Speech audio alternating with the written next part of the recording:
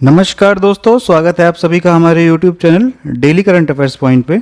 दोस्तों आज है 30 अगस्त, तो आज हम लोग 30 अगस्त से रिलेटेड करंट अफेयर्स पढ़ेंगे। दोस्तों वीडियो को शुरू करने से पहले आप लोग को बता दें कि जिन लोगों ने अभी तक चैनल को सब्सक्राइब नहीं किया है वो लोग पहले चैनल को सब्सक्राइब कर लें और सब्सक्राइब के बगल में दिखने वाले बेल आइकन को ज़रूर दबा लें, जिससे कि हर एक नए वीडियो का नोटिफिकेशन आपको टाइम पर मिलता रहे। तो चलिए दोस्तों शुरू करते हैं आज की वीडियो। 3 सितंबर से भारत और किस देश के बीच नया व्यापार मार्ग खोलने का फैसला किया गया है? तो दोस्तों ये किया गया है भारत और बांग्लादेश के बीच। तो ये व्यापार मार्ग भारत में त्रिपुरा के सोनमुरा जिले को बांग्लादेश के दाऊद मंडी से जोड़ेगा और 3 सितंबर 2020 को एक बांग्लादेशी पोत दोनों देशों के बीच संपर्क को बढ़ावा देने के प्रयासों के तहत त्रिपुरा के लिए सीमेंट के माल का परिवहन करेगा। और दोस्तों इस मार्ग की कुल दूरी कितनी है? तो ये है 93 किलोमीटर, यानी कि 93 किलोमीटर। दोस्तों बात करें अगर बांग्लादेश की, तो यहाँ की राजधानी है ढाका और मुद्रा चलती है बांग्लादेशी टका। और यहाँ की प्रधानमंत्री कौन है? तो ये हैं शेख हसीना। और दोस्तों अभी हाल ही में बांग्लादेश ने सभी मोबाइल कंपनियों पर मुफ्त में इंटरनेट देने की स्कीम पर प्रतिबंध लगा दिया है।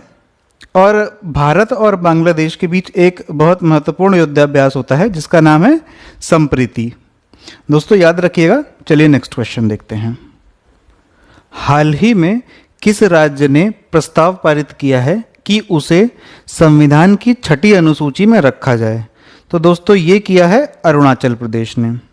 तो दोस्तों 6ठी अनुसूची में है क्या? तो इसमें असम, मेघालय, त्रिपुरा और मिजोरम के जनजात क्षेत्रों के बारे में उपबंध हैं और इसी में शामिल होने के लिए अरुणाचल प्रदेश ने एक प्रस्ताव को पारित किया है। और इससे फ़ायदा क्या होगा? तो इससे फ़ायदा ये होगा कि जो आदिवासी लोग हैं, यानी कि जो ट्राइबल लोग हैं, उन्हें ज़्यादा स्वायत्तता मिल जाएगी। दोस्तों बात करें अगर अरुणाचल प्रदेश की, तो यहाँ की राजधानी है ईटानगर और मुख्यमंत्री कौन है? तो ये हैं पेमा खांडू और यहाँ के राज्यपाल हैं ब्रिगेडियर बीडी मिश्रा जी। और दोस्तों हाल ही में यहाँ पे दापोरिजो ब्रिज का उद्घाटन किया गया है जो कि सुवर्णश्री नदी पर बनाया गया है। चलिए दोस्तों नेक्स्ट क्वेश्चन देखते हैं।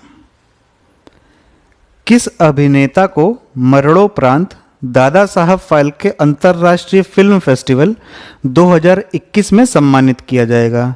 तो दोस्तों ये किया जाएगा सुशांत सिंह राजपूत जी को। दोस्तों बात करें अगर दादा साहब फाल्के पुरस्कार की, तो ये भारत सरकार की ओर से दिया जाने वाला सिनेमा जगत का सर्वोच्च सम्मान है और इसे सिनेमा में लाइफ टाइम कंट्रीब्यूशन के लिए दिया जाता है। और इस पुरस्कार की शुरुआत हुई थी सन 1969 में, यानी कि 1969 में।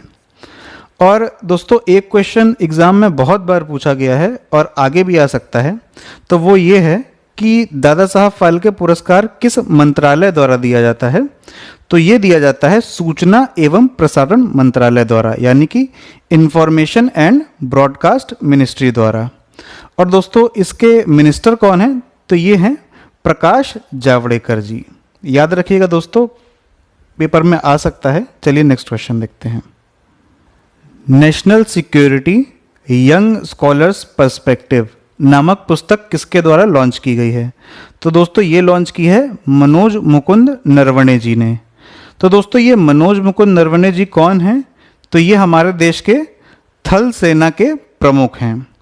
और दोस्तों ये किताब नेशनल सिक्योरिटी पर बेस्ड है और centre for land fair studies नाम के आर्मी थिंक टैंक ने इस पुस्तक को पब्लिश किया है। चलिए दोस्तों नेक्स्ट क्वेश्चन देखते हैं। हाल ही में किसने अगली पीढ़ी का स्टार्टअप चैलेंज चुनौती लॉन्च किया है? तो दोस्तों ये लॉन्च किया है रविशंकर प्रसाद जी ने। इसमें क्या होगा? तो ये देश की टियर 2 सिटीज़ पर ध्यान दिया जाएगा इसके अंतर्गत, और इसमें स्टार्टअप्स जो चल रहे हैं इस समय उनकी फंडिंग की जाएगी, यानी कि उनको आर्थिक रूप से मदद दी जाएगी जिससे कि वो ग्रो कर सकें। और दोस्तों ये रविशंकर प्रसाद जी कौन है?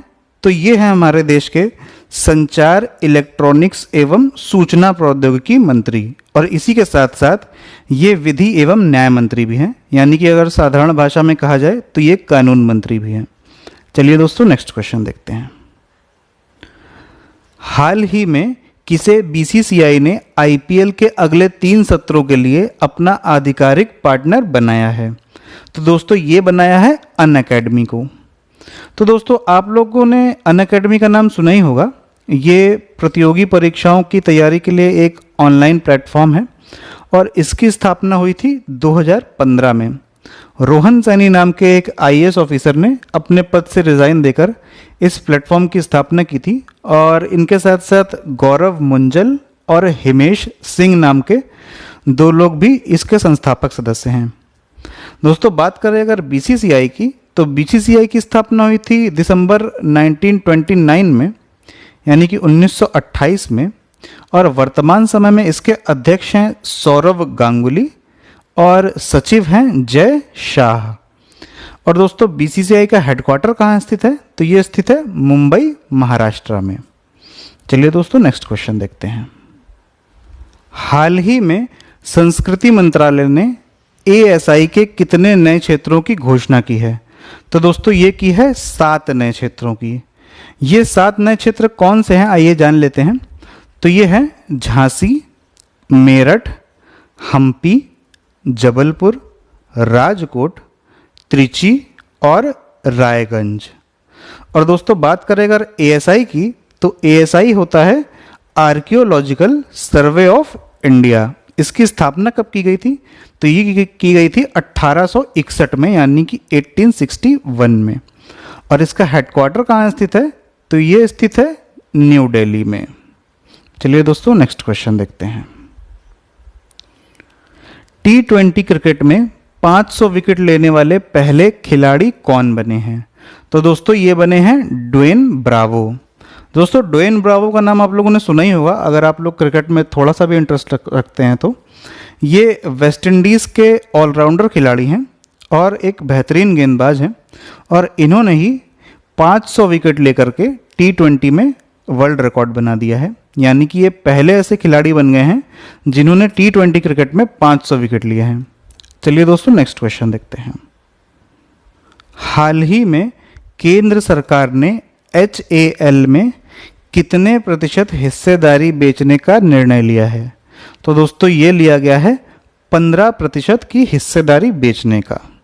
दोस्तों बात करें अगर HAL की, तो HAL है हिंदुस्तान एरोनॉटिक्स लिमिटेड। इसकी स्थापना कब की गई थी? तो ये की गई थी 1940 में, यानी कि 1940 में, और इसका हेडक्वार्टर स्थित है कर्नाटक की राजधानी बेंगलोर में। और दोस्तों आपको बेंगलोर से याद आता होगा कि बेंगलोर को सिलिकॉन सिटी ऑफ इंडिया भी कहते हैं, और बेंगलोर वृषभावती नदी के किनारे स्थित एक बहुत बड़ा शहर है। और दोस्तों हाल ही वर्तमान समय में HAL के MD कौन है? तो ये हैं R माधवन।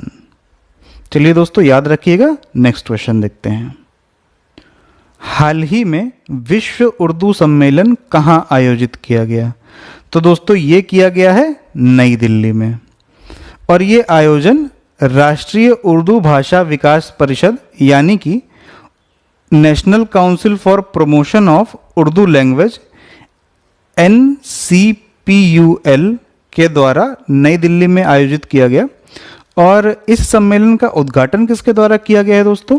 तो ये किया गया है हमारे HRD मिनिस्टर यानी कि शिक्षा मंत्री द्वारा, जो कि हैं रमेश पोखरियाल। दोस्तों अगर बात करें दिल्ली की, तो दिल्ली के मुख्यमंत्री कौन हैं? ये हैं अरविंद केजरीवाल, और यहाँ के उप राज्यपाल यानी कि लेफ्टिनेंट गवर्नर वो हैं अनिल बैजल। और दोस्तों दिल्ली से एक बात और याद आती है कि देश का पहला प्लाज्मा बैंक अभी हाल ही में दिल्ली में शुरू किया गया था। दोस्तों सारे फैक्ट्स याद रखिएगा, इंपॉर्टेंट हैं, पेपर में आ सकते हैं। और आज के लिए इतना ही, मिलते हैं नेक्स्ट वीडियो में। दोस्तों अगर आज का वीडियो आपको पसंद आया हो तो वीडियो को लाइक करें, चैनल को सब्सक्राइब करना बिल्कुल भी ना भूलें और कमेंट करके ज़रूर बताएं कि आपको आज का वीडियो कैसा लगा। वीडियो को देखने के लिए बहुत बहुत धन्यवाद।